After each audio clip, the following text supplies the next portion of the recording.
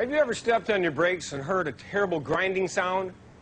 Maybe felt the pedal pulsate under your foot. Maybe the pedal sank all the way to the floor. These are all brake problem symptoms that most of us have experienced. Maybe you've just been curious about the condition of your brakes. Maybe you've been told that you need major work. Major work generally does mean major money. So watch over my shoulder while I service the brakes on this car and see what I mean. After jacking your car up and supporting it on safety-approved jack stands, remove the road wheel. When I pull this wheel off, I'm going to expose the brake disc, or rotor, and the caliper off to the right. The condition of the brake rotor should look similar to this. Nice, smooth, shiny surface. No gouges, bluing, or cracks. Take a close look at it. I'm going to turn the caliper now so we can see it. And in servicing a brake caliper, basically what you're doing is cleaning off any of the brake dust that is built up. And using a brake parts cleaning solvent such as this, just wash the caliper and remove all of that dust. It's a good idea, please, to catch the solvent in a pan for proper disposal. Next, we'll take a look at the pad material remaining. The brake pad material actually pushes against the brake rotor. Someplace around there you'll be able to get in and take a look at how much pad is left.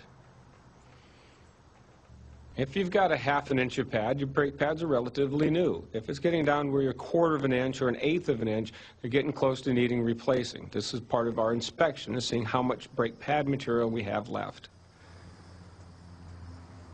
That's about it for servicing the front brake disc, caliper, and rotor assembly.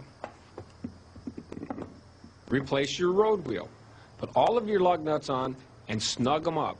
I'm going to be using a pneumatic wrench to snug these, but that's all I'm going to do.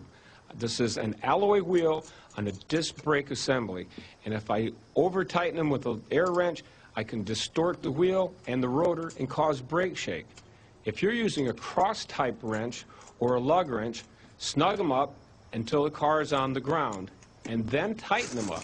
Tighten them up as tight as you can get them by hand, but remember that you or someone else will want to take the wheel off again.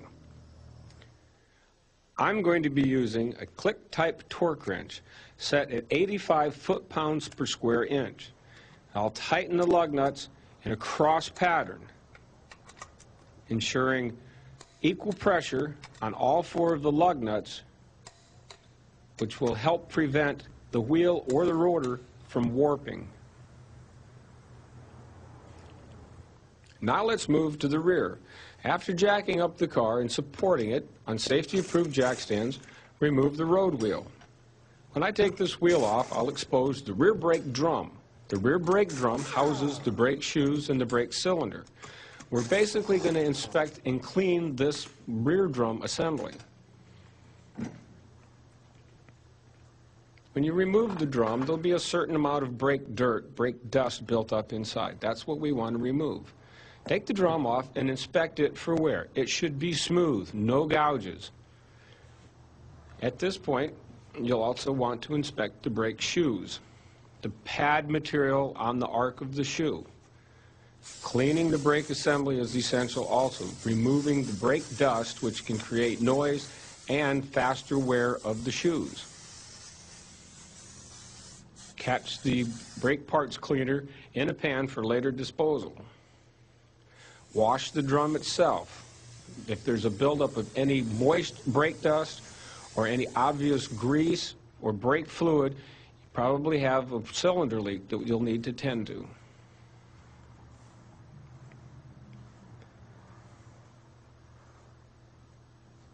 Now that we've got everything washed, we want to grease the backing plate. In order to do so, we need to remove the brake hold-down spring. Some are spring clips like this. Still others are a spiral spring with a cap on it. Take off both the front and the rear shoe hold-down springs.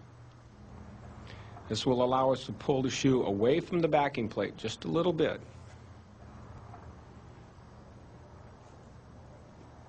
On each shoe, there's 3 or 4 points that the shoe touches the backing plate. These points are where we want to put just a little bit of a white lithium type grease. a little stiff brush, just enough to get it in there. Don't worry if you get a little on the shoe, because we can wipe that off. The points that the shoe touches the backing plate is quite often the area that any brake squeal will come from. And by putting just a little bit of grease on each of those points, it gives it the lubrication to eliminate the squeal. Next, we'll inspect the wheel cylinder. It's the pump that actually pushes the shoes out against the brake drum. This one is located on the top, that cylinder. These are dust boots on either end of the cylinder. If you see that there's any brake fluid leaking around these dust boots, this is a problem and we should replace the wheel cylinder. Next, replace the brake hold-down springs. A twisting action on the brake nail will secure the spring in place. At this time, you've inspected the shoes. If they're thin, you'll know that you need to replace them. If you don't want to do the job yourself, at least you'll know that you're being told the truth when you're told that you need shoes.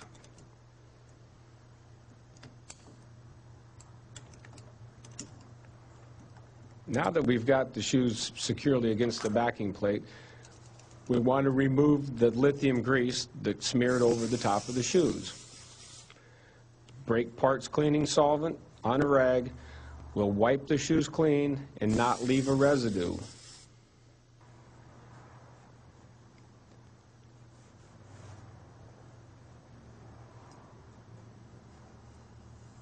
Everything's in good shape in this car.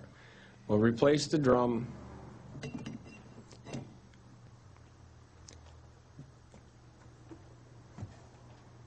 and the road wheel. Put all the lug nuts on and get them started. I'm going to be using a pneumatic wrench to snug the lug nuts on the studs, but I'm only going to snug them. I'm not going to tighten them. This is still an alloy wheel, and I don't want to distort the wheel itself. If you're using a cross-type lug wrench or a lug wrench, tighten them up securely enough to get the car on the ground. Once it's on the ground, tighten them up as tight as you can get them, but remember, you're going to have to take the wheel off again. I'm going to use a click-type torque wrench. I'm going to set it to 85 foot-pounds per square inch and tighten the lug nuts in a cross pattern to ensure equal pressure on each of the 4 lug nuts.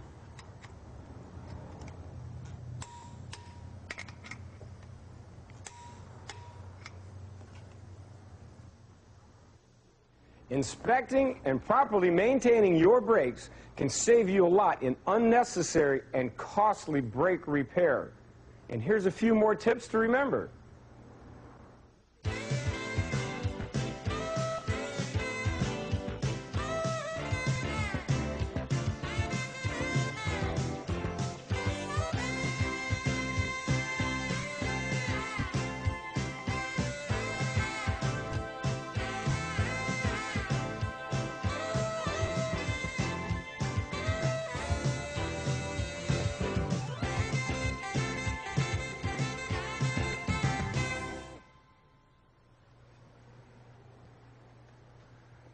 Most cars today are equipped with disc brakes on the front wheels. And the disc brake pads have small wear indicators to let you know when the pads need to be replaced. Some of them are a little tuning fork. And when the material gets too thin, it puts out a loud squeal. Still others will illuminate a light on the dash that says pad replacement. And disc brake pad replacement is not that difficult, providing the rest of the system is working correctly. Jack up the car and support it on safety-approved jack stands and remove the road wheel.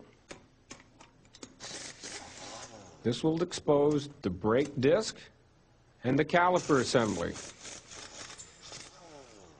The brake pads are housed within the brake caliper assembly.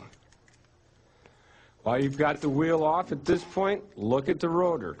Inspect the rotor for any gouging, any bluing, any cracks. Wash the brake caliper with brake part solvent cleaner.